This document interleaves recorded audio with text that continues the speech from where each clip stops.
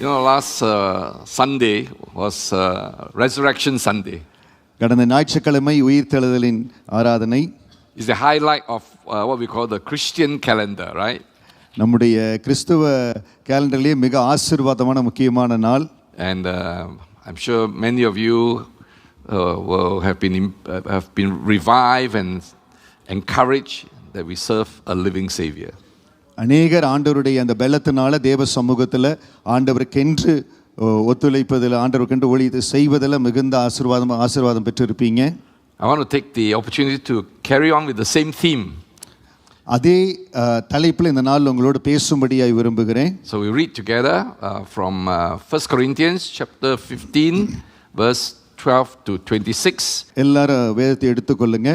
1 கொரிந்தியர் 15வது அதிகாரம் வசனம் 12 26 வரை எல்லாரும் அப்படியே என்னோட கூட சேர்ந்து வாசிங்க.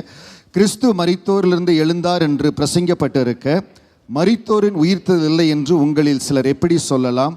மரித்தோரின் உயிர்த்தெழுதல் இல்லாவிட்டால் கிறிஸ்துவும் எழுந்திருக்கவில்லையே. கிறிஸ்து எழுந்திருக்கவில்லை என்றால் எங்கள் பிரசங்கமும் விருதா, உங்கள் விசுவாசம் விருதா. மரித்தோர் உயிர்த்தெழாவிட்டால் தேவன் எழுப்பாத கிறிஸ்துவை அவர் எழுப்பினார் என்று நாங்கள் தேவனை குறித்து சாட்சி சொன்னதினாலே தேவனுக்காக பொய் சாட்சி சொல்லாமல் காணப்படுவோமே. மரித்தோர் உயிர்த்தெழாவிட்டால் கிறிஸ்துவும் எழுந்திருக்கவில்லை. கிறிஸ்து எழுந்திராவிட்டால் உங்கள் விசுவாசம் வீணாயிருக்கும். நீங்கள் இன்னும் உங்கள் பாவங்களில் இருப்பீர்கள். கிறிஸ்துவுக்குள் நித்திரையடைந்தவர்களும் கெட்டிருப்பார்களே. இம்மைக்காக மாத்திரம் நாம் கிறிஸ்துவின் மேல் நம்பிக்கையுள்ளவர்களாய் இருந்தால் எல்லா மனுஷரை பார்க்கலும் பரிதபிக்கப்பட்டவர்களாய் இருப்போம். கிறிஸ்துவோ மரித்தோரிலிருந்து எழுந்து நித்திரையடைந்தவர்கள் முதற் பலனானார். மனுஷனால் மரணம் உண்டானபடியினால் மனுஷன் மரித்தோரின் உயிர்த்தெழுதலும் உண்டாயிற்று. ஆதாமுக்குள் எல்லோரும் மரிக்கிறது போல கிறிஸ்துவுக்குள் எல்லாரும் உயிர்ப்பிக்கப்படுவார்கள். Amen. In the history of mankind, மனித வரலாற்றில் there have been many evil and cruel tyrants and dictators. நிறைய கடினமான கொடூரமான சர்வாதிகள் இருந்திருக்கிறாங்க. These people have no second thoughts about murdering, even massacring thousands, even millions of people. ஜனங்களை கொல்றதுல கொஞ்சம் கூட யோசிக்கவே மாட்டாங்க. ஜனங்களை கொன்று குவிப்பாங்க. Can you think of a few? உங்களுக்கு யாராவது ஞாபகம் வருதா? Just name a few.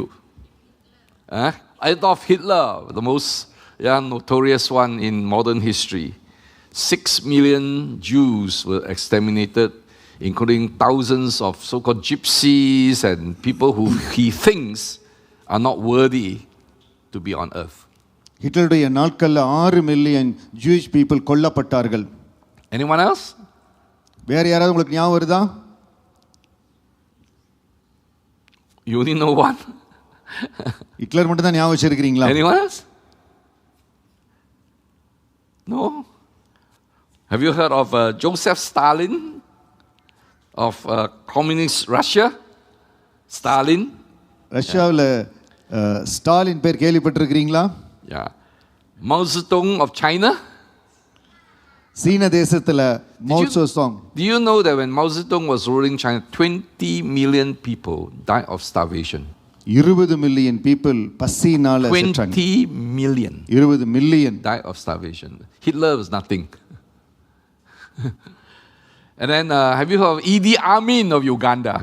Uganda தேசத்தில் இடி அமீனை பற்றி கேள்விப்பட்டிருக்கிறீங்களா? East Africa. Yeah. Pol Pot of Cambodia. Cambodia தேசத்தில் போல் பாட் என்பவரை பற்றி கேள்விப்பட்டிருக்கிறீங்களா? Have you heard of the killing fields of Cambodia? எவ்வளவு அவர்கள் கொடூரமாய் கொல்லுவாங்கன்னு கேள்விப்பட்டிருக்கிறீங்களா? When the Khmer Rouge came to power, they just take all the people, anyone who wears spectacles, anyone who's been to school, anyone who's a teacher, a professor, professional, they kill them all. படித்தவர்கள், பள்ளிக்கு சென்றவர்கள் கொஞ்சம் பேரா இருந்தாலும் யாரை பார்த்தாலும் அவங்க கொன்றுவாங்க. Some have, of course, most of them have died.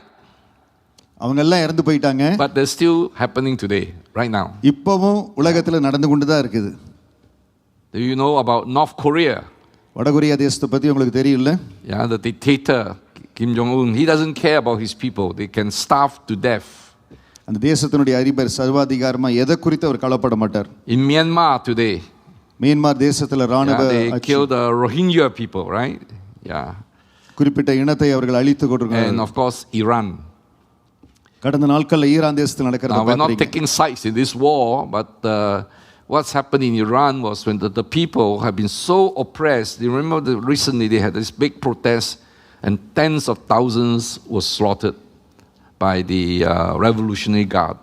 நம்ம போரை குறித்து எதுவும் பேசல, ஆனால் அதன் மூலம் பாதிக்கப்படுகிறவர்கள் ஆயிரக்கணக்கான பேர் கொல்லப்படுகிறார்கள். These are monsters who have absolutely no pity.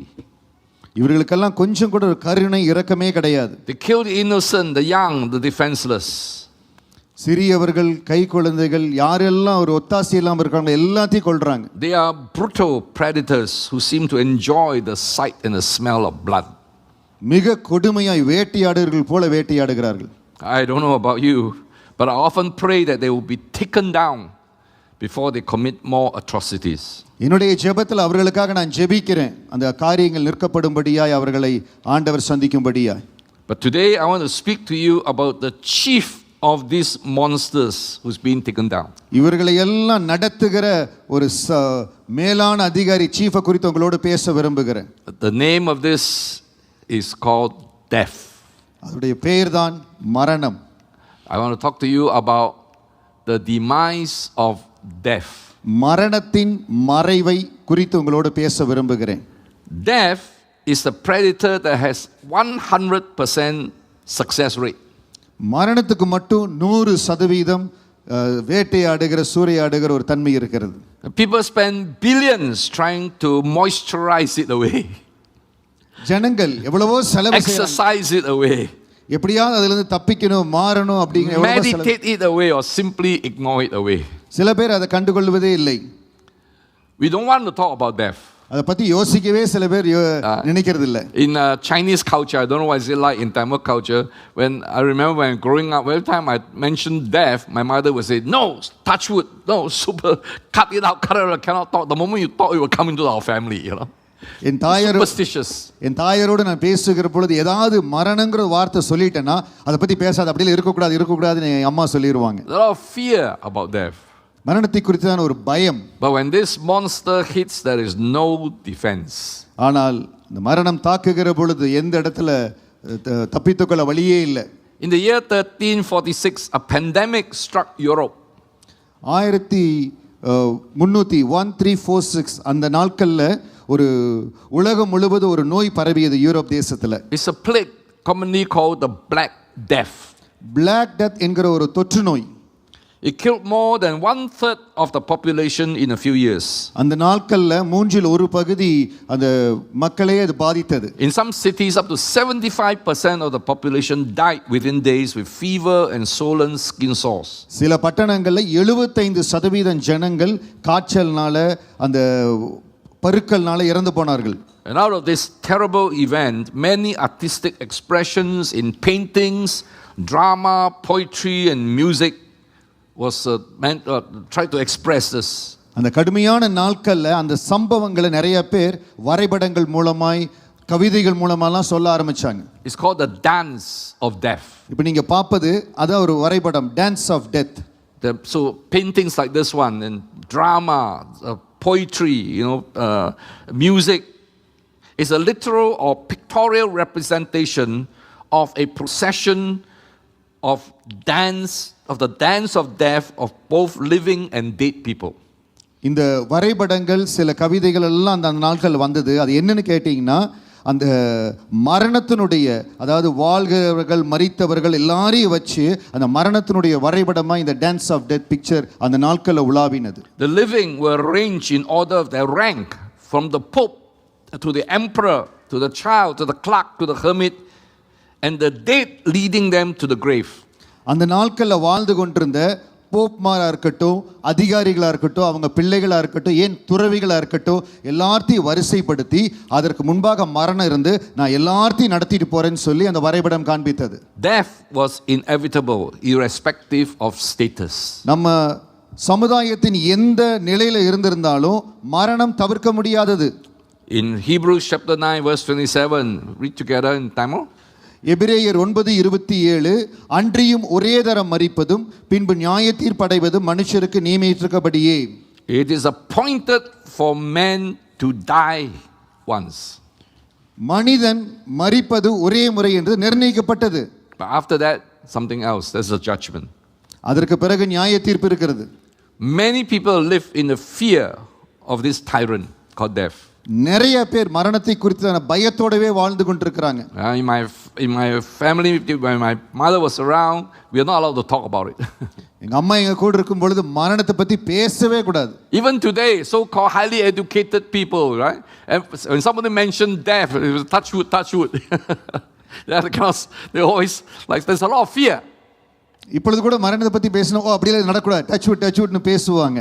ஏன்னா ஒரு பயம் இருக்குது, மரணத்தை குறித்து ஒரு பயம் இருக்குது. What are some symptoms of the fear of death? அந்த பயத்தை குறித்து சில அடையாளங்களுக்கு தெரியுங்களா உங்களுக்கு? Well, studies show that the fear of death can be manifested out of a fear of missing out, FOMO it's called. அந்த பயம் எப்படி வெளிப்படும்னா, நான் காணாம போயிருவனோ, இருக்க மாட்டேனோ. In Singapore, you heard that we have something called the kiasu spirit, right? The kiasu culture. Or then kiasu is fear of losing, fear of missing out.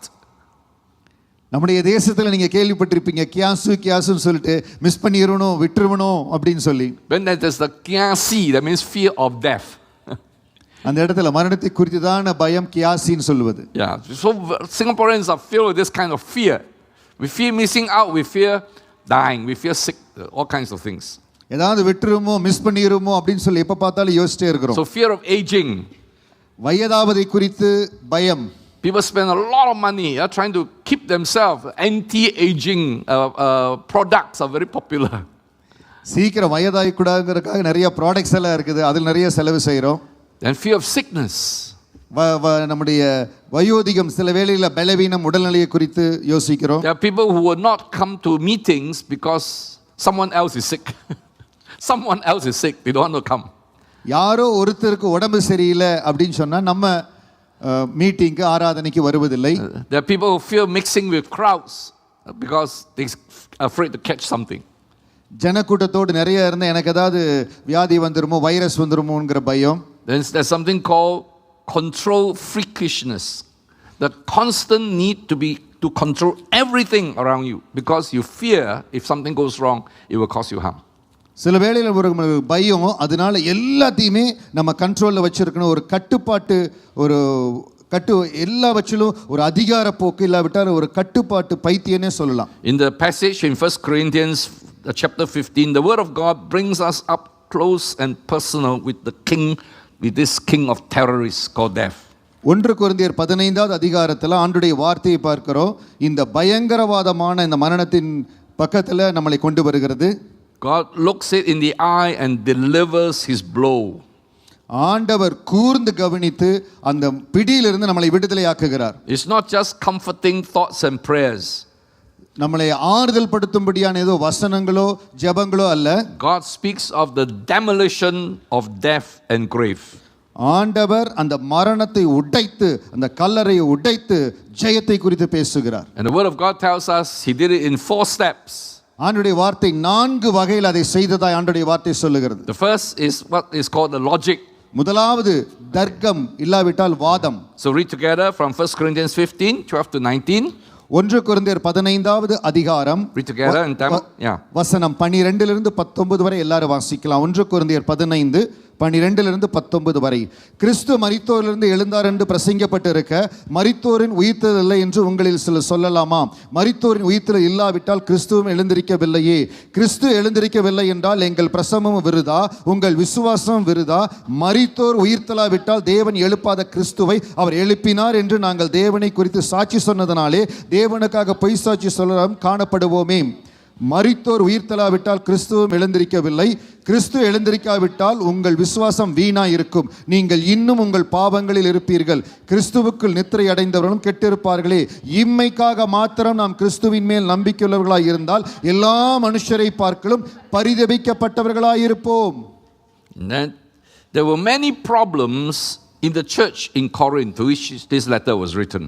Corinth சபையில நிறைய பிரச்சனைகள் இருந்தது. Now you must remember that when the letters of Paul were written, the church were filled with just converted people from paganism.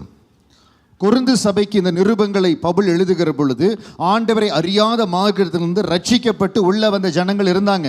All of them have problems. All of them have strange beliefs and immoral and idolatrous lifestyles. அவங்களுக்கு பலவிதமான நம்பிக்கைகள், பல பழக்க வழக்கங்கள், அதன் காரியத்தில் எல்லாம் அவங்க புதைந்து கிடந்தார்கள். Just like many of us, when we come out of either Hinduism, Buddhism, we have a lot of weird and strange and sinful habits in our lives. நம்மளும் ஆண்டவரை அறியாத மார்க்கத்திலிருந்து வருகிறோம். அப்பொழுது தேவனுக்கு பிரியமில்லாத சில காரியங்களை நமக்கு தெரியாதபடி செய்து கொண்டிருந்தோம். And God gave the apostle Paul these words, these letters to put order in the church, to teach them what is right, what is wrong, how the Lord wants us to live, how to deal with the problems that we face in life. அப்போஸ்தலர் பவுல் மூலமா இந்த நிருபங்கள்ல பரிசுத்த ஆவியானவர் என்ன செஞ்சார்னா, சபையை எப்படி கட்டுவது, அவங்களுக்கு எப்படி விளக்கங்களை கொடுப்பது என்கிற அந்த விதத்தை பரிசுத்த ஆவியானவர் வெளிப்படுத்தினார். The Bible is not a book about religion. The Bible is a book about how to live successfully and happily here on earth. வேதம் என்பது கிறிஸ்துவத்தை குறித்தான ஒரு மத புஸ்தகம் அல்ல, நம்முடைய வாழ்க்கை முறை எப்படி இருக்கணும், எப்படி வாழணும் என்பதை குறித்து சொல்லப்படுகிறது வேதம். The profound wisdom enables us to solve many problems that we face today. இன்றைக்கு வேதத்தின் மூலமாய் கர்த்தர் கொடுக்கிற ஞானத்தினால எத்தனையோ பிரச்சனைகளை நம்ம முடிவை எடுக்க முடியும். And one of it was that there was a belief going on in the church at that time. அந்த நாட்களில் ஒரு சந்தேகம், ஒரு தர்க்கம் போய் கொண்டிருந்தது. That they only believed that the resurrection was not a physical one. It's a spiritual resurrection. அந்த நாட்களில் கொரிந்து சபையில் ஒரு தர்க்கம் போய் கொண்டிருக்கிறது. இந்த உயிர்த்தெழுதல் என்பது ஆவிக்குரிய உயிர்த்தெழுதல் தான், நம்ம சரீர பிரகாரமாக உயிர்த்தெழுதல் இல்லை என்கிற தர்க்கம் போய் கொண்டிருந்தது. So people were having confusing ideas about what resurrection means. அதனால் அந்த உயிர்த்தெழுதல்னா என்னன்னு சொல்லி கொரிந்து சபையில் அந்த நாட்களில் மிக குழப்பம் ஓடிக்கொண்டிருந்தது. You can understand, right? How it's hard to believe that actually there can be a physical resurrection. அந்த நாட்களில் அவங்க அப்பதான் இயேசு உயிர்த்தெழுந்து கொஞ்ச நாள் ஆயிருக்குது. இந்த நிருபம் எழுதப்படுகிற பொழுது ஆதி திருச்சபையில முதல் 100 ஆண்டுகளுக்குள்ள அப்ப அவங்களுக்குள்ள சந்தேகம் இருந்தது. But spiritual resurrection, well, it's thinkable, but although it's vague, right? We don't know what it means, but it's okay, it's acceptable. ஆவிக்குரிய உயிர்த்தெழுதல் நான் செத்ததுக்கு அப்புறம் நடக்க போது பரவாயில்ல, ஆனா இப்ப இந்த சரீரத்தில் மட்டும் உயிர்த்தெழுதல் இருக்குமா அப்படிங்கிற ஒரு பெரிய தர்க்கம். So God used the apostle Paul to point out that the physical resurrection of Jesus Christ is central to the faith. So ஆண்டவர் பவுலை கொண்டு எழுதின காரியம் சரீரத்தின்படி உயிர்த்தெழுதல் உண்டு என்பதை ஆணித்தரமாய் சபையின் மத்தியில் தெரியணுங்கிறதுக்காக அந்த நிருபம் எழுதப்பட்டது. So he lays out his argument. அந்த வாதத்தை அவர் வைக்கிறார். So he says if there's no physical resurrection, then Jesus Christ is still a corpse. அந்த சரீரத்தின்படி உயிர்த்தெழுதல் இல்லாவிட்டால் இயேசு கிறிஸ்து ஒரு சடலமாய் இருந்திருப்பார். If Jesus is still a corpse, Christianity is a cruel joke. இயேசு ஒரு சடலமாய் இருந்திருந்தால் கிறிஸ்துவம் ஒரு வேடிக்கையா போயிருந்திருக்கும். So he stacks up what I call the consequences without Christ's resurrection. அவர் சொல்லுகிறார், அப்படி அவர் உயிர்த்தெழுதல் உண்மை இல்லை என்றால் எத்தனையோ பாதிப்புகள் சபைக்கு வந்திருக்கும். He says preaching is useless and faith is empty. 14வது வசனத்தின்படி எங்க பிரசங்கமும் விருதா, உங்கள் விசுவாசமும் விருதா. The apostles are liars. அப்போஸ்தலர்கள் பொய் சொல்றவங்களா இருப்பாங்க. We remain guilty of sin. நீங்கள் இன்னும் பாவத்திலேயே இருந்திருப்பீங்க. And the dead in Christ are lost forever. கிறிஸ்துவுக்குள் நித்திரை அடைந்தவர்கள் கெட்டிருப்பார்களே. And Christians, people who call themselves Christians, are the most pitiful of all people on earth. கிறிஸ்துவர்கள் என்று அழைக்கப்படுபவர்கள் எல்லா மனுஷரை பார்க்கலும் பரிதவிக்கப்பட்டவர்களா இருப்பாங்க. That means right now we are wasting our time. அப்படி இருந்திருந்தா இப்ப நம்ம டைமை வேஸ்ட் பண்ணிட்டு இருந்திருப்போம். Yeah, I'm wasting my time, you're wasting your time sitting here listening, worshiping. உயிர்த்தெழுதல் இல்ல அப்படினா நம்ம டைமை நம்ம வேஸ்ட் பண்ணி கொண்டு இருப்போம். So Christianity without resurrection is a funeral without hope. உயிர்த்தெழுதல் இல்லாத கிறிஸ்துவம் நம்பிக்கை இல்லாத ஒரு அடக்க ஆராதனை. It's very important to know that Paul, the apostle Paul, did not say you have the teachings of Jesus which are wonderful. அப்போஸ்தலர் பவுல் ஆண்டவருடைய வார்த்தைகள் இருக்குது, அவருடைய பாடங்கள் இருக்குன்னு சொல்லல. You can still have comfort. உங்களுக்கு ஆறுதல் இருக்குன்னு சொல்லல. But if there's no resurrection, actually there's no gospel. உயிர்த்தெழுதல் இல்லை என்றால் சுவிசேஷம் இல்லை. Paul says without the resurrection we are of all people most pitiful. உயிர்த்தெழுதல் இல்லைன்னா எல்லாத்த காட்டிலும் நம்ம தான் பரிதபிக்கப்பட்டவர்களா இருந்திருப்போம். So we're stupid, we're idiots to believe in something like that.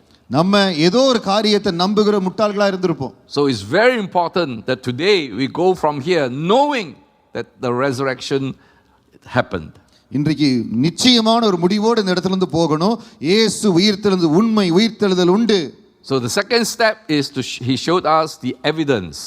நிறைய ஆதாரங்களை பவுல் நமக்கு காண்பித்தார். So read together 1 Corinthians 15:3-8. 1 கொரிந்தியர் 15வது அதிகாரம் வசனம் 3 8 வரை எல்லாம் வாசிக்கலாம். 1 கொரிந்தியர் 15 3 8 வரை. நான் அடைந்ததும் உங்களுக்கு பிரதானமாக ஒப்புவித்ததும் என்னவென்றால், கிறிஸ்துவானவர் வேத வாக்கியங்கள்படி நமது மரித்து அடக்கம் பண்ணப்பட்டு வேத வாக்கியங்கள்படி 3ஆம் நாள் உயிர்த்தெழுந்து கேபாவுக்கும் பின்பு 12 தரிசனமானார்.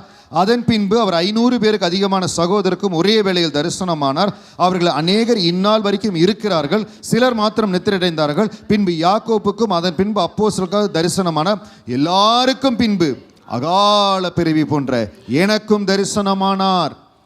So the Apostle Paul gives us a comprehensive list of people who has seen and spent time with Jesus after he rose from the dead. திட்டமும் தெளிவுமா யாரெல்லாம் ஆண்டவரை பார்த்தாங்கன்னு சொல்லுகிற லிஸ்ட்டை அப்போஸ்தலனாகிய பவுல் நமக்கு இந்த இடத்துல கொடுக்கிறார். The eyewitnesses, from individuals to small group to a large gathering of more than 500 people at one time, have met Jesus after he rose from the dead. தனிப்பட்ட விதத்தில் குழுவாய் அநேகர் கண்ணார அவரை பார்த்தாங்க. அந்த சாட்சிகளை குறித்து பவுல் நமக்கு சொல்லுகிறார். But you know, over the centuries, there are many skeptics, there are many atheists, there are many anti-Christians who try to disprove the physical resurrection of Jesus did not actually happen. ஆனால் பல வருடங்கள் கழிந்த பிறகு சில நாத்திகர்கள், சில சந்தேகத்தை ஏற்படுத்துகிறவர்கள் அந்த உயிர்த்தெழுதல் இல்லை என்று பேச ஆரம்பித்தாங்க. They understand that if the resurrection did not happen, Christianity is a farce. Christianity is a lie. அவர்கள் பிறகு புரிந்து கொண்டார்கள், அப்படி உயிர்த்தெழுதல் இல்லை என்றால் கிறிஸ்துவம் ஒரு தமாசா போயிருக்கும், வேடிக்கையா போயிருக்கும். But I'm here to tell you today that those who try to set out, okay, with honesty, with objectivity, trying to prove that the resurrection didn't happen, ended up becoming believers in Jesus Christ. உலகத்தில் தலை சிறந்த ஞானவான்கள், பெரியவர்கள் அவர் உயிர்த்தெழுந்தது பொய் என்று சொல்லி நிரூபிக்கும்படியாய் கடந்து போனாங்க. அவங்க எல்லாம் ஆண்டவரை ஏற்றுக்கொண்டாங்க. Here are a few names I want to share with you. ஒரு சில பெயர்கள் இருக்குது, உங்களோடு பகிர்ந்து கொள்கிறேன். The first one is a man called Frank Morrison, whose real name is Albert Henry Ross. ஒரு மனிதர் பிராங்க் மோரிசன், அவர் பேர், அவருடைய நிஜ பெயர் Albert Henry rose. Now he was a journalist who tried to set out to disprove that the resurrection of Jesus happened. அவர் ஒரு பத்திரிகையாளர். அவர் என்ன செய்தார், நான் கண்டிப்பா இயேசு உயிர் தெழல அப்படிங்கறத நிரூபிக்க போறேன்னு ஒரு முயற்சி எடுத்தார். But after examining all the evidence, he became convinced that it actually happened. அவர் எல்லா தடயங்களை பார்த்து ஆராய்ந்த பிறகு கடைசியில் ஒப்புக்கொண்டார், உண்மையாவே இயேசு உயிர் தெழுந்தார். And ended up writing a book entitled Who Moved the Stone?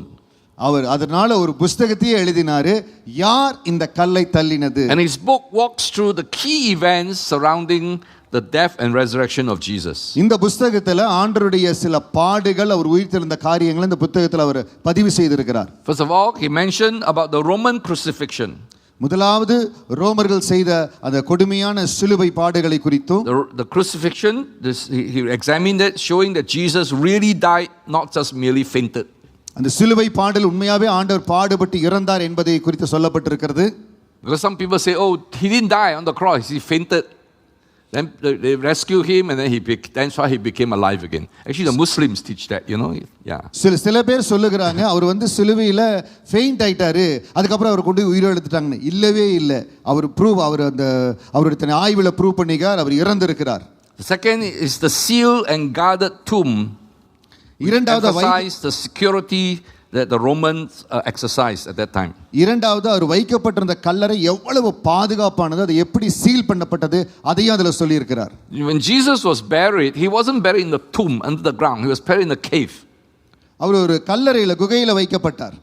And they put a big stone across the mouth, and the religious leaders, the Jewish religious leaders, call on the Roman government to put a guard to make sure nobody can come near the tomb, to make sure that he stays inside there dead. அந்த கல்லறையில் ஒரு பெரிய கல்லை வைத்து அந்த இடத்துல மறைத்து வைத்திருந்தாங்க. அநேக போர் சேவர்களை வைத்து பாதுகாத்தாங்க.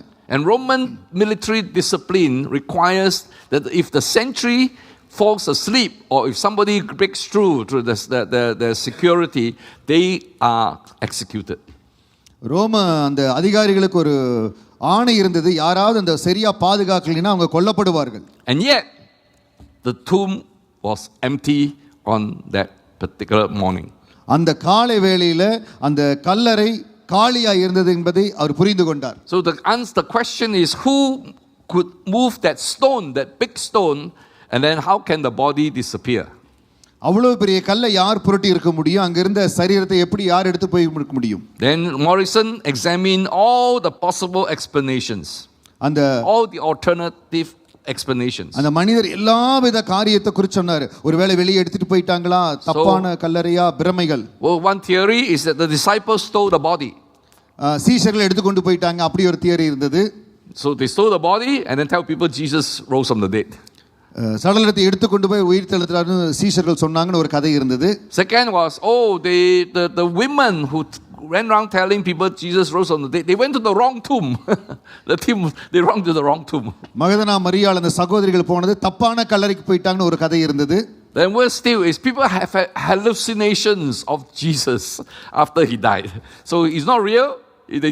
They think he's alive because they have these hallucinations. They wanted him to be alive, so they have hallucinations about him.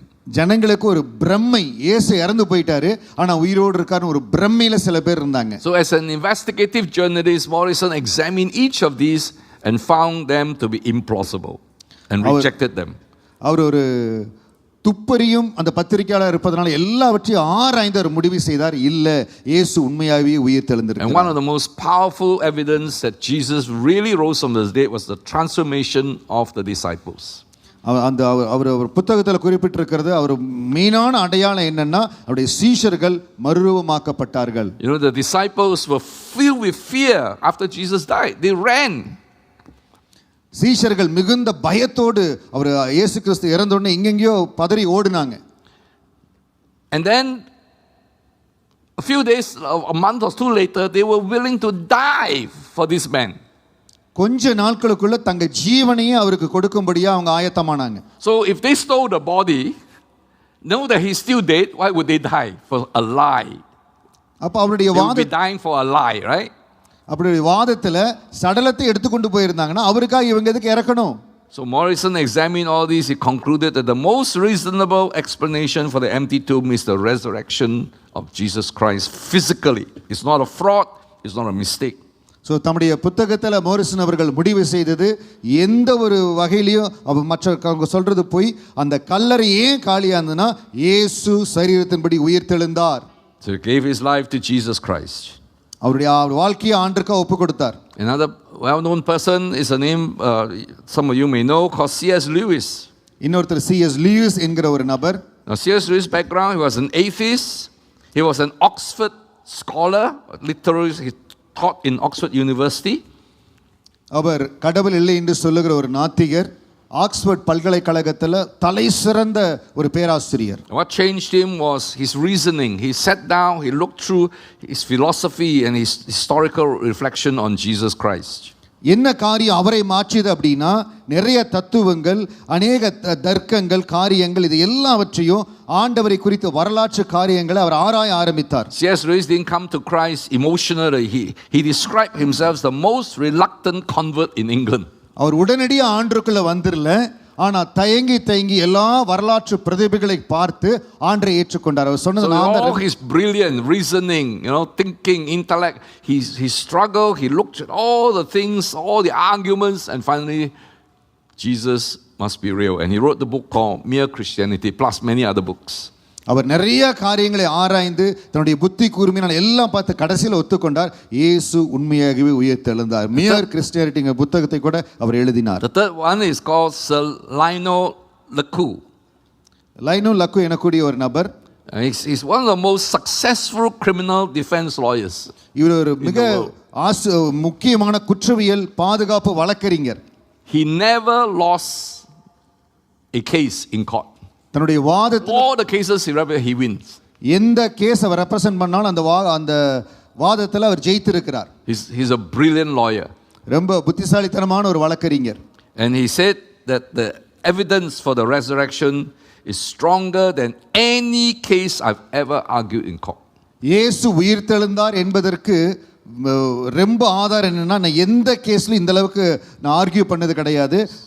அந்த ஆதாரம் மிக ஸ்ட்ராங்கா இருக்கிறது அவர் உயிர்த்தெழுந்தாருன்னு சொல்லி. So he became a follower of Jesus Christ after he looked at all the evidence and arguments as a lawyer.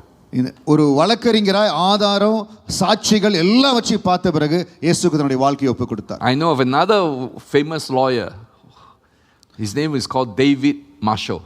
இன்னொரு David Marshall. இந்த நம்ம தேசத்துல இருந்து not on the slide. Yeah, I cannot put it on. Belong here. Here is Singapore. Yeah. David Marshall. David Marshall. How many of you heard David Marshall? Okay, one of two older folk, right? Or you have studied. David Marshall was the first chief minister of Singapore. அவர்தான் இந்த தேசத்தினுடைய முதலமைச்சர். He was a Jew in background. அவர் ஒரு ஜூவா இருந்தார். A Jewish person. Yeah. And he was also a very well-known lawyer. அவர் மிக சிறந்த தலைசிறந்த ஒரு வழக்கறிஞர். Also win all the cases in court. அவர் எந்த வழக்கு எடுத்தாலும் ஜெயித்துருவார். And it was actually because of him, Lee Kuan Yew removed the jury system of court cases, because he could convince every jury to be on his side. So அந்த நாட்கள் இருந்த jury என்கிற ஒரு சிஸ்டத்தை கூட இந்த தேசத்தில் அந்த நாளுக்கு அருமையான லீ குவான் யூ அவர்கள் அதை எடுத்தாங்க. ஏன்னா எது எடுத்தாலும் இவர் ஜெயித்தர்றார். And I got to know him through a couple in my church. என்னுடைய சபையில் இருந்த ஒரு குடும்பத்தினர் மூலமாய் அவரை அறிய எனக்கு வாய்ப்பு கிடைத்தது. And he suffered from cancer. While he was dying, I had the privilege of visiting him with my friend. அவருடைய கடைசி நேரத்தில் கேன்சரில் அவர் போராடி கொண்டிருந்த பொழுது நண்பரோடு அவரை சந்தித்தேன். And I asked him this question. அவரிடத்தில் ஒரு கேள்வியை கேட்டேன். I said, "Sir, you are a well-known famous lawyer. நீங்க ஒரு தலை சிறந்த வழக்கறிஞர். Looking at the evidence that is in the Bible and the research about the resurrection of Jesus, what do you think?" நான் அவர்கிட்ட கேட்ட கேள்வி, வேதத்தில் இருக்கிற ஆதாரங்கள் உங்களுக்கு தெரிந்தது குறித்து, இயேசு உயிர்த்தெழுந்தது குறித்து நீங்க என்ன நினைக்கிறீங்க? His answer was, there is no challenge. You cannot but have to believe that he rose from the dead. அவர் சொன்ன ஒரு காரியம், யார் அதை மறுக்க முடியாது, அவர் உயிர்த்தெழுந்தார். So my friend and I had the privilege of praying for him. நானும் என் நண்பரும் அவருக்காக ஜெபிக்கும்படியான ஆண்டவர் வாய்ப்பு கொடுத்தார். I like to believe he's in heaven today. நான் விசுவாசிக்கிறேன் அவர் பரலோகத்தில் இருக்கிறார். So lawyers, yeah. Then actually there are many famous lawyers in Singapore who are believers, because they, as a good lawyer, you cannot escape the power and the substantial evidence that Jesus rose from the dead. அநேக வழக்கறிஞர்கள் ஆண்டவரை விசுவாசிக்கிற பிலீவர்ஸாக இருக்கிறாங்க. அதற்காக ஆண்டவரை ஸ்தோத்தரிக்கிறேன். Then the fourth person is Lee Strobel. Okay, he's an atheist, legal editor of the Chicago Tribune. இன்னொரு வழக்கறிஞர் மிஸ்டர் லீ ஸ்ட்ரோபல். இவர் ஒரு சட்ட ஆவணங்களை ஆராய்கிற ஒரு வழக்கறிஞர். So he interviewed scholars in history, medicine, and textual crime, became a Christian while researching. He wrote a book called The Case for Christ. வரலாறு, மருத்துவம், உரை விமர்சனம், பல துறைகள் இருக்கிற பெரிய பட்டதாரிகள், புத்திசாலிகளை அவர் இன்டர்வியூ பண்ணி செய்யக்கூடியவர். அந்த ப்ராசஸில் இருக்கிற பொழுது, அந்த ரிசர்ச் ப்ராசஸில் அவர்களோடு பேசும் பொழுது ஆண்டரை பற்றி அறிந்து கொண்டு த கேஸ் ஃபார் கிரைஸ்ட் என்கிற புத்தகத்தை அவர் எழுதினார். And number 5 is a man called Warner Wallace. ஐந்தாவதாக வார்னர் வாலஸ் என்கிற நபர். This guy was a detective. And he applied case investigative logic to the Gospels and ended up becoming a Christian. Wrote a book called Cold Case Christianity. இவர் கொலைகளை துப்பறிகிற ஒரு அதிகாரி. அதனால என்ன செஞ்சார், எப்படி ஒரு கொலை நடந்தால் துப்பறிவாரோ அதே போல இயேசுவின் உயிர்த்தெழுதலை துப்பறியும்படியா அந்த மூளையை இந்த இடத்துல பயன்படுத்தினார். And number 6, a man called Alistair McGrath.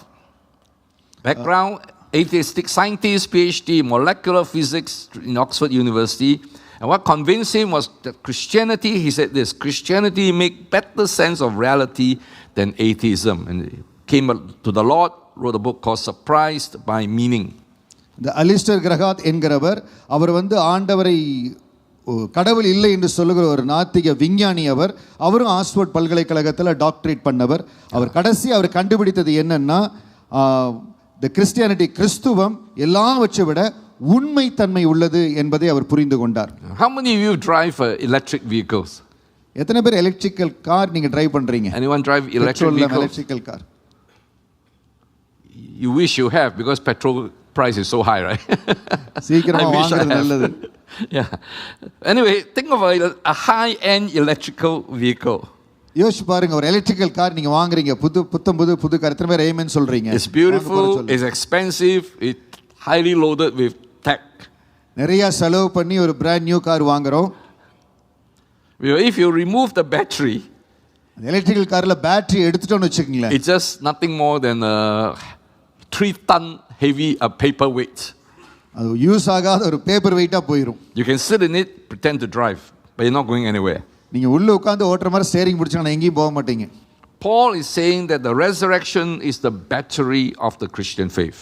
அப்போஸ்தலனாகிய பவுல் சொல்லுகிறார், கர்த்தருடைய உயிர்த்தெழுதல் நம்முடைய கிறிஸ்துவத்தினுடைய அந்த பேட்டரி மெயின் பாயிண்டா, அதனுடைய எனர்ஜியா இருக்கிறது.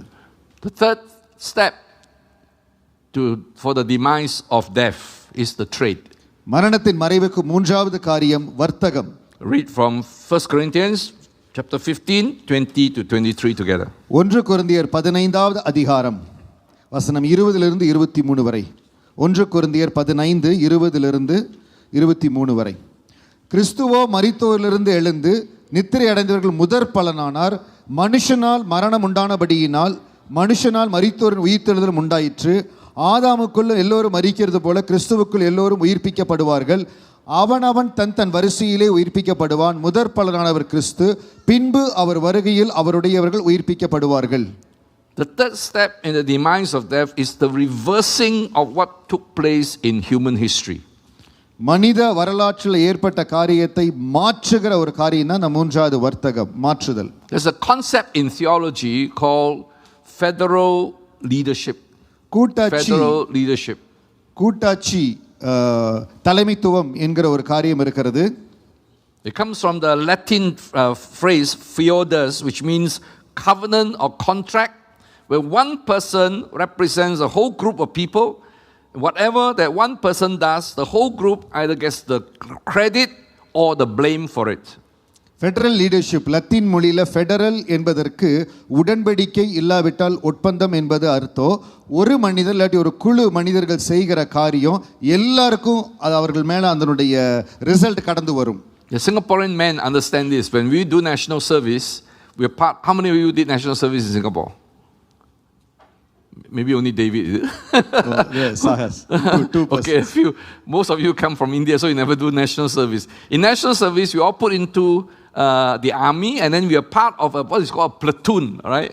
A team of soldiers. இங்கே நாங்கள் தேசிய சேவை, தேசத்துக்காக சேவை செய்கிற அந்த என்எஸ்ல போகிற பொழுது எல்லாத்தையும் ஒரு குழுவில் போடுவாங்க. அதற்கு பேர் பிளட்டூன். நிறைய பேர் அதில் டீமாக இருப்பாங்க. So when we are going through training, if one of the platoon members do something wrong, everybody kena, everybody suffers. The punishment is for the whole group. அந்த பிளட்டூன்ல ஒரு ஆள் பிரச்சனை தப்பா பண்ணுனா அதுல இருக்கிற அத்தனை பேருக்கும் தண்டனை. So but I cannot remember if somebody do something well whether the whole group gets the benefit or not. But when somebody do something wrong, everyone get it, okay? Because they're part of the same team. That's called the federal leadership. அந்த மாதிரி ஒரு தன்மை தான் federal leadership. ஒருத்தர் பண்ணுனா அது எல்லாத்தையும் பாதிக்கிறது. But imagine someone from Singapore wins a gold medal in the Olympics. Now we have one person who won a gold medal in the Olympics, right? Olympic பந்தயத்துல கடந்து போறாங்க. ஒருத்தர் நம்ம நாட்டை ரெப்ரசன்ட் பண்ணி ஒருத்தர் தங்க பதக்கம் எடுக்கறாங்க. Remember his name? It's called Schooling, right? Joseph Schooling. Swimmer, yeah. And we didn't take part in the swimming contest. நம்ம அந்த ஸ்விமிங் போட்டியில கலந்து கொள்ளல. We didn't train with him. நம்ம அவரோட ட்ரெய்னிங் எல்லாம் போனது கிடையாது. We might be even sitting on our sofa comfortably watching him swim and won the medal. அவர் நம்ம வீட் சோஃபால உட்கார்ந்து டிவில ஒரு மெடல் வாங்குனது நம்ம உட்கார்ந்து பார்த்திருப்போம். But when he stood on the podium and when they put their gold medal on him, we all say, we did it, we did it.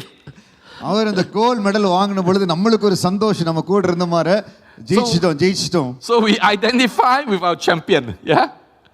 நம்முடைய யார் ஜெயிச்சிருக்கிறாங்களோ நம்ம தேசம் அவரோட கூட நம்ம ரிலேட் பண்ணிக்கிறோம். I know that all of us have our heroes, our cricket heroes, football heroes. When they do well, yeah, we did it.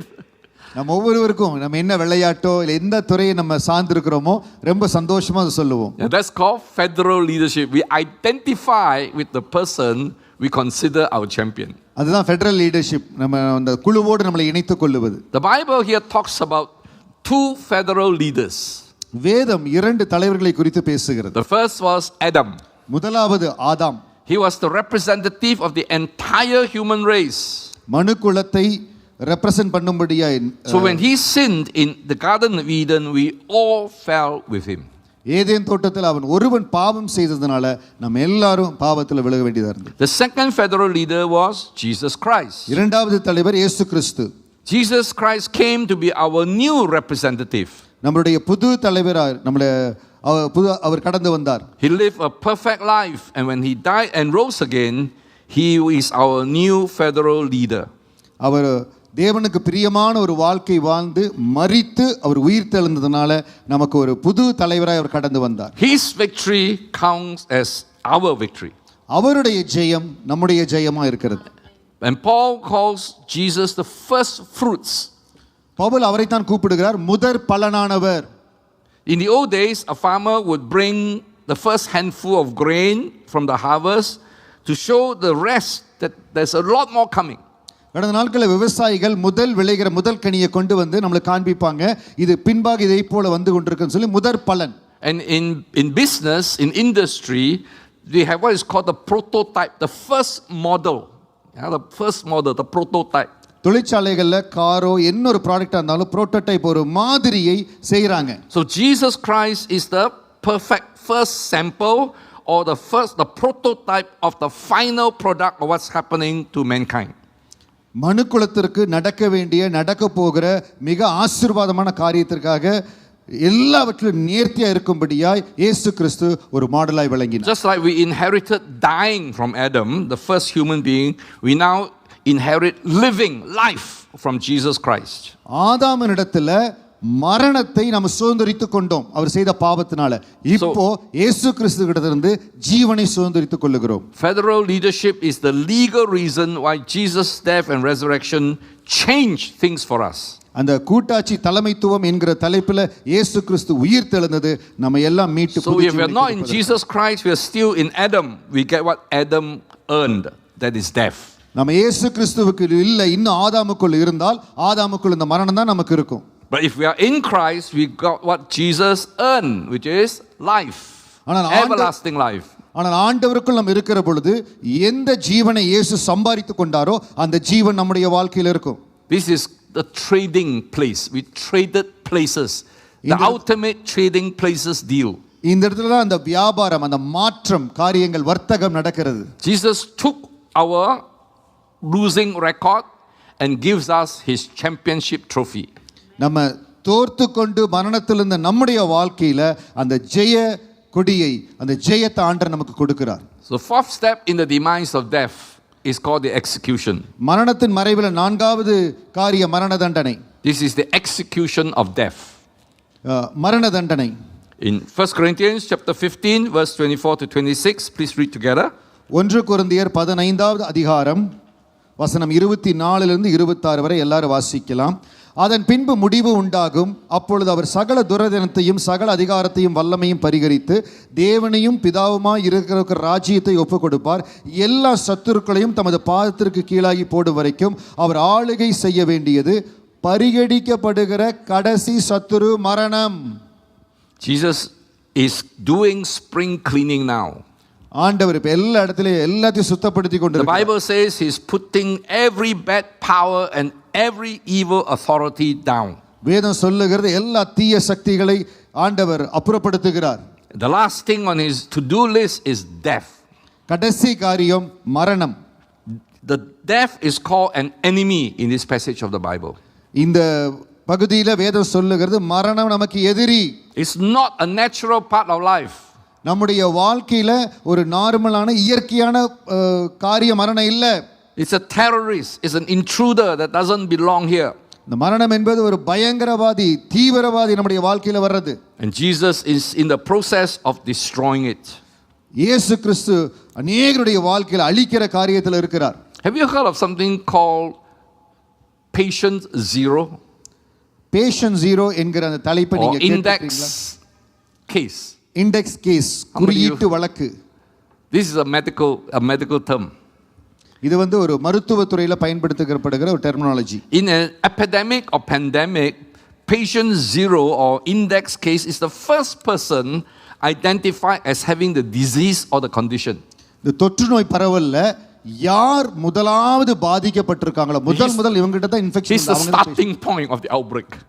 அந்த பரவல், நோய் பரவல் இந்த ஒரு நபரிடத்துல இருந்து வந்திருக்குது. So Adam was the patient zero of death. He is the one who started the death process for mankind. So ஆதாம் மரணத்திற்கு patient zero. He caught sin. He is the index case, and because we are all related to him, the virus of death spread to every single one of us. மரணம் என்கிற அந்த மரணத்திலிருந்து வருகிற virus ஆதாம்ல இருந்து தான் ஆரம்பிச்சது. Jesus Christ is the patient zero of eternal life. இயேசு கிறிஸ்து நித்திய ஜீவனை கொடுக்கிற patient zero.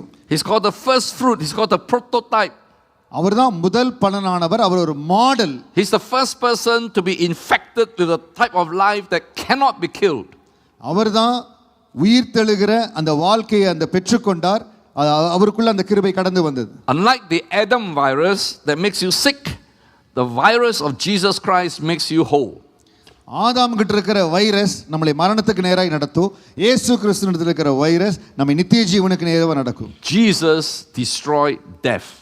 இயேசு மரணத்தை அழித்தார். The demise of death means that for you and for me, the believer, the cemetery or crematorium is not the end. மரணத்தின் மறைவு என்பது விசுவாசிகளாகிய நமக்கு எப்படின்னா கல்லறை நம்முடைய முடிவு அல்ல. Is a launching pad. அது நமக்கு ஒரு ஏவுதளம், ஒரு அடிப்படை. It's the doorway to something more wonderful. அந்த நம்முடைய கடைசி நிமிடங்கிறது ஒரு எப்படி ஒரு ஏவுகணை கடந்து போற ஒரு ஏவு தளமா இருக்குதோ அதுதான் நமக்கு. So while we may grieve over the loss of a loved one and friend for now, we don't mourn for those who have no hope. நாம நம்முடைய மிக நெருக்கமான நம்முடைய உறவுகளை இழக்கிறோம். ஆனா நம்ம வாழ்க்கை நித்திய ஜீவனை கொடுத்து நம்பிக்கை இல்லாதவர்களை போல நம்ம கஷ்டப்பட மாட்டோம். ஒரு நாள் ஒரு எக்கால சத்தம் ஊதுகிற பொழுது பாப்போங்கிற நம்பிக்கை நமக்கு இருக்கிறது. Here's what's waiting for us. இதுதான் நமக்காய் காத்திருக்கிறது. 1 Corinthians 15:52 to 58. 1 கொரிந்தியர் 15வது அதிகாரம் வசனம் 52 இருந்து 58 வரை வாசிக்கலாம். நமக்காக ஆயத்தப்பட்டிருக்கிற ஒரு ஆசீர்வாதமான காரியம் இந்த ஜீவனுள்ள தேவன் நமக்கு கொடுத்திருக்கிறது. 1 கொரிந்தியர் 15வது அதிகாரம் வசனம் 52 இருந்து 58 எல்லாரும் வாசிக்கலாம். எக்காலம் தொனிக்கும், அப்பொழுது மரித்தோர் அழிவில்லாதவர்களாய் எழுந்திருப்பார்கள், நாமும் மறுரூபமாக்கப்படுவோம். அழிவுள்ளதாகி இது அழியாமையும் சாவுக்கு ஏதுவாகி இது சாவாமையும் தரித்துக் கொள்ள வேண்டும். அழிவுள்ளதாகி இது அழியாமையும் சாவுக்கு ஏதுவாகி சாவாயும் தரித்துக் கொள்ளும் போது மரணம் ஜெயமாக விழுங்கப்பட்டது என்று எழுதியிருக்கிற வார்த்தை நிறைவேறும். மரணமே உன் கூரெங்கே, வாதாளமே உன் ஜெயம் எங்கே? மரணத்தின் கூர் பாவம், பாவத்தின் பலன் நியாயப்பிரமாணம். நம்முடைய கர்த்தராகிய இயேசு கிறிஸ்துவினாலே நமக்கு ஜெயம் கொடுக்கிற தேவனுக்கு ஸ்தோத்திரம். ஆகையால் எனக்கு பிரியமான சகோதரரே, கர்த்தருக்குள் நீங்கள் படுகிற பிரயாசம் விருதாயிற்று அறிந்து நீங்கள் உறுதிப்பட்டவர்களாயும் அசையாதவர்களாயும் கர்த்தருடைய கிரியைகளை எப்பொழுதும் பெருகளாயும் இருப்பீர்களாக. The Bible prophesied that there was a time, there's a day that is coming when there will be a loud trumpet blast. வேதம் நமக்கு ஒரு தீர்க்கதரிசனத்தை கொடுக்கிறது. ஒரு பெரிய ஒரு எக்கால சத்தம் இருக்கும். Those who are in the grave will be raised. கல்லறையில் இருப்பவர்கள், those of us who are still alive will rise and be transformed to meet Jesus in the air. உயிரோடு இருக்கிற நாமும் மத்திய ஆகாயத்துக்கு நேரா எடுத்துக்கொள்ளப்படுவோம். And all our bodies will be transformed into something that will never die. நம்முடைய சரீரங்கள் எல்லாம் மறுரூபமாக்கப்பட்டு சாவாமையில் நம்ம கடந்து போவோம். Because death has died. ஏனென்றால் மரணம் மறைந்து விட்டது. You don't have to be a theological expert to live with hope and joy. வேத வல்லுனராய் வேத அறிவுள்ளவர்களாய் பயங்கரமா நாம் இருக்கணும்ங்கற அவசியம் இல்ல. Just remember there's a tomb that is empty in Israel. ஒரு காரியத்தை மனதில் வைத்துக் கொள்ளுங்க. இஸ்ரவேல் தேசத்துல ஒரு கல்லறை இருக்கிறது. அது காலியா இருக்கிறது. You're not just waiting for heaven to come.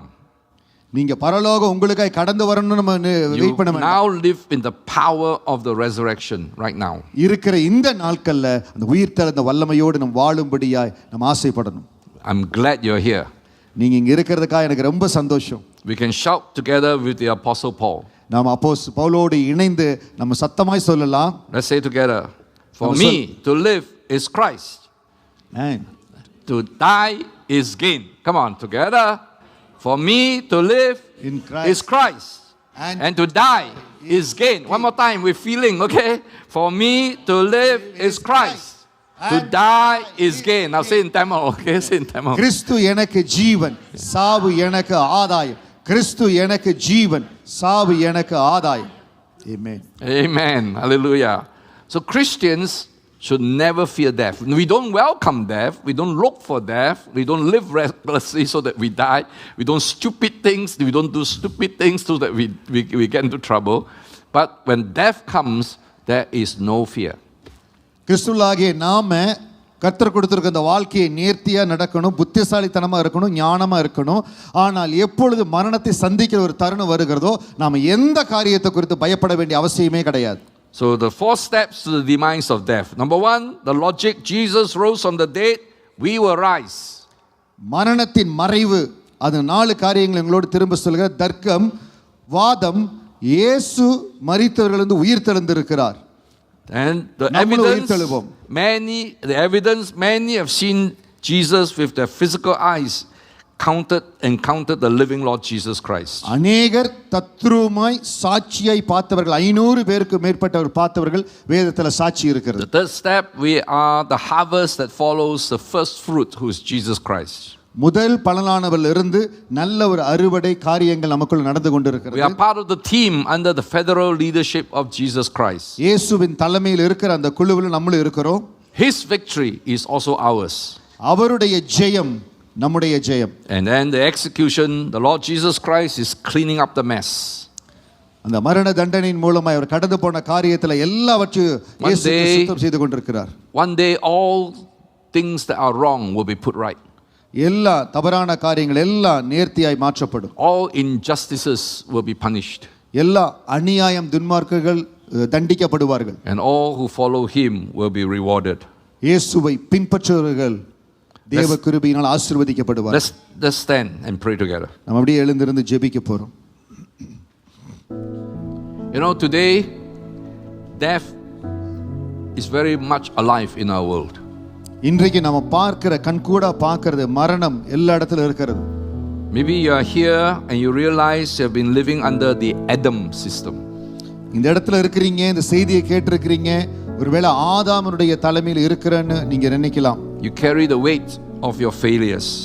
உங்கள் தோல்வியினுடைய பாரத்தை சுமந்து கொண்டிருக்கலாம். You fear death and dying. மரணத்தை குறித்தான ஒரு வகையான பயம் உங்க இதயத்தில் இருக்கலாம். And you may even have a sense that your life is meaningless. வாழ்க்கைக்கு என்ன அர்த்தம் இருக்குதுன்னு ஒரு பெரிய கேள்வி இருக்கலாம்.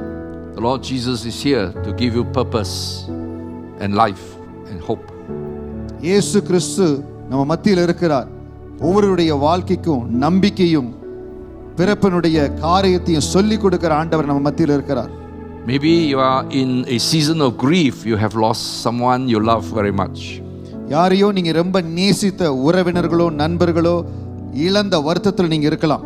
You need to know that the last enemy has no right, no final say in that story.